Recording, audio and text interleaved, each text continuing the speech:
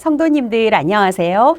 오늘은 요한복음 1장 43절에서 46절 말씀으로 예수님의 제자 빌립에 관한 몇 가지 이야기를 살펴보며 은혜를 나누고자 합니다. 오늘의 본문 말씀을 봉독하겠습니다. 이튿날 예수께서 갈릴리로 나가려 하시다가 빌립을 만나 이르시되 나를 따르라 하시니 빌립은 안드레와 베드로와 한 동네 벳세다 사람이라.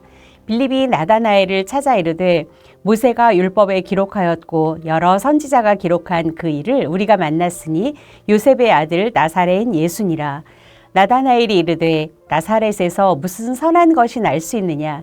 빌립이 이르되 와서 보라 하니라. 복음서에 보면 예수님의 제자들의 명단이 나옵니다. 마태복음과 마가복음에 나타나는 제자들과 사도행전에 나오는 제자들의 명단의 순서를 보면 베드로, 안드레, 야고보, 요한이 먼저 기록되어 있고 그 다음으로 빌립이 먼저 나옵니다. 우리가 가지고 있는 신약 복음서에는 그래도 예수님이 상대적으로 가까이 두신 제자가 12명 중에서 베드로, 안드레, 야고보, 요한인 것으로 보입니다. 물론 그렇다고 예수님이 다른 제자들을 소홀히 대하셨거나 덜 사랑하신 것은 결코 아닙니다. 예수님은 제자 한 사람 한 사람을 특별한 목적으로 소중한 뜻 가운데 사랑하시며 세우셨습니다. 어쨌든 베드로, 안드레, 야고보, 요한 다음으로는 다른 제자들보다 빌립의 이름이 언제나 먼저 등장하는 것을 볼 때 빌립은 다른 제자들 중에서는 영향력이 있었던 리더격 인물로 추정해 볼 수 있습니다. 공간복음에서는 명단에만 이름이 나오지만 요한복음에서는 네 곳이나 빌립과 관련한 말씀이 기록되어 있습니다. 그 첫 번째 빌립이 등장하는 장면이 오늘의 본문입니다. 요한복음 1장 43절에 예수님이 빌립을 만나십니다. 그리고 예수님이 말씀하십니다. 나를 따르라. 그 한마디에 빌립은 그대로 예수님을 따르며 예수님의 제자가 됩니다. 성도님들은 어떻게 생각하십니까? 나를 따르라는 한마디의 말씀에 예수님을 따르는 빌립의 모습을 볼 때 성경에 기록되어 있지는 않지만 예수님은 충분히 빌립을 아셨고 예수님은 충분히 빌립에게 말씀하셨고 예수님과 빌립의 충분한 교제가 있었던 것이라고 생각해 볼 수 있습니다. 빌립도 안드레, 베드로와 한 동네 사람입니다. 우리가 다 알지 못하더라도 우리에게 다 알려있지 않더라도 하나님은 한 사람 한 사람을 소중히 여기시며 그 각자에게 특별한 은혜로 역사하시며 다 만나시며 인도하십니다. 그것을 간과하면 안 됩니다. 베드로를 부르셨던 특별한 사건이 있었던 것처럼 요한을 부르셨던 특별한 사건이 있었던 것처럼 그렇게 예수님은 제자들 한 사람 한 사람을 부르셨습니다. 그리고 공간복음에서 빌립에 대한 다른 언급이 없었다고 단지 요한복음에서 4번만 기록되어 있다고 예수님이 3년간 다니시면서 빌립과 아무런 일이 없었겠습니까? 결코 아닐 것입니다. 성도님들, 이 세상에 태어난 생명은 그 누구도 자기의 입장에서 보면 주인공이 아닌 사람이 한 명도 없습니다. 영화에서는 조연이 있지만 실제 인생에서는 각자가 자기 인생의 주인공입니다. 하나님은 우리를 주인공으로 대하시며 한 사람 한 사람을 소중히 창조하셨고 그 한 사람을 천하보다 귀하게 보시며 그를 인도하신다는 것을 잊지 말아야 하겠습니다.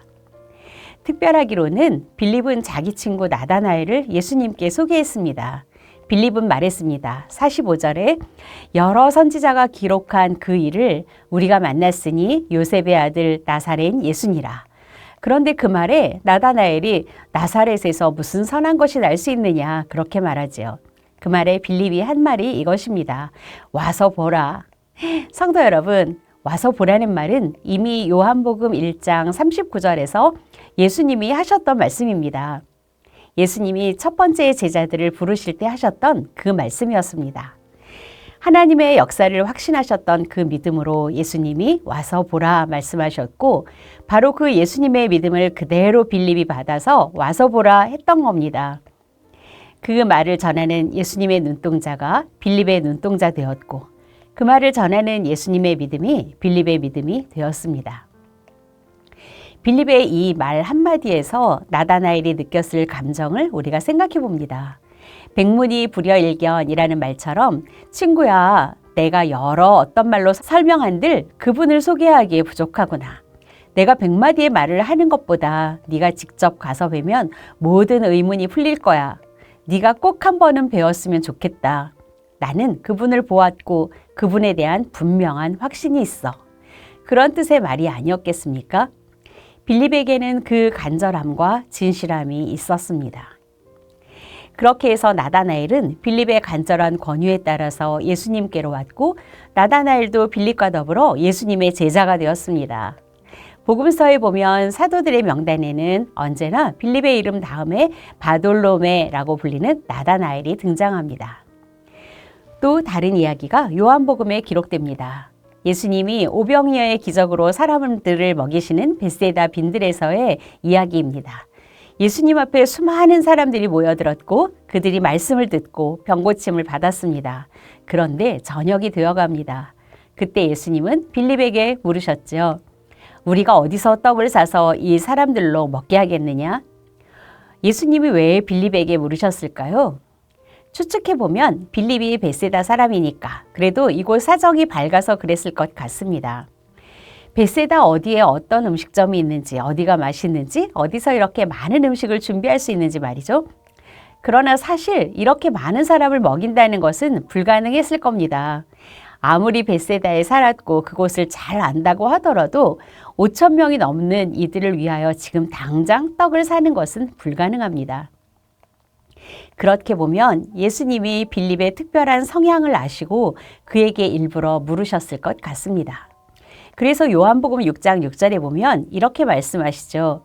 이렇게 말씀하시분 빌립을 시험하고자 한 것이라고 기록되어 있는 것입니다. 빌립은 진지하게 대답합니다.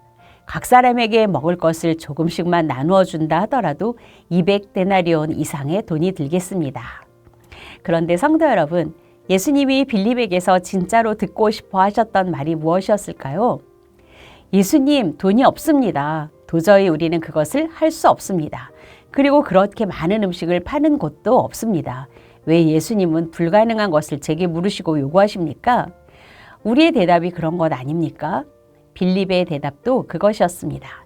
그러나 예수님이 진짜로 빌립에게 듣고 싶어 하셨던 대답은 그런 것이 아니죠. 그래서 예수님이 빌립에게 질문하신 것이고 빌립은 대답해 놓고서 나중에야 정말로 큰 깨달음을 얻게 되는 겁니다. 이 모든 이들을 먹이시고 그리고 남기시는 예수님의 그 역사를 보고 나서 말이죠. 다음에도 똑같은 상황이 생긴다면 빌립은 이렇게 대답할 것입니다. 주여, 주께는 능치 못함이 없습니다. 주께서 원하신다면 나로서는 다 알 수 없지만 주님의 일을 이루실 것입니다. 이미 빌립은 요한복음 2장의 기록대로 갈릴리 가나의 혼인잔치에서 예수님이 물로 포도주를 만드시는 것을 보았습니다. 그리고 벳세다 빈들에서 예수님이 많은 병자들을 고쳐주시는 기적을 자기의 두 눈으로 똑똑히 보았습니다. 그럼에도 불구하고 현실적으로 어떤 문제가 생기니까 빌립은 그 순간에 예수님의 무한하신 능력을 까마득하게 잊어버리고 말았던 것입니다. 예수님은 제자들을 만들어 가십니다. 율법이 기록하였고 선지자가 기록하였던 그를 만났지만 이제는 자신이 고백하고 자신이 주가 되신 나의 예수님이 되도록 그를 변화시켜 가십니다. 몇 가지 더 나오는 본문에서도 예수님은 그렇게 빌립을 만들어 가신 것입니다. 전승에 따르면 빌립은 소아시아 지방에서 복음을 전하다가 순교했다고 합니다. 그는 발가벗김을 당했습니다. 발목과 허벅지를 찔렸습니다. 그리고는 십자가에 거꾸로 매달렸습니다. 극도의 고통 속에서 서서히 죽어가며 그는 단 한 가지의 요청을 했다고 합니다. 내가 죽거든 나의 주 예수 그리스도처럼 내 몸을 세마포로 싸지 마시오. 나는 그럴 자격이 없는 사람이라오. 그러니 나를 갈대 멍석에 그저 둘둘 말아 묻어주시오. 기도하겠습니다.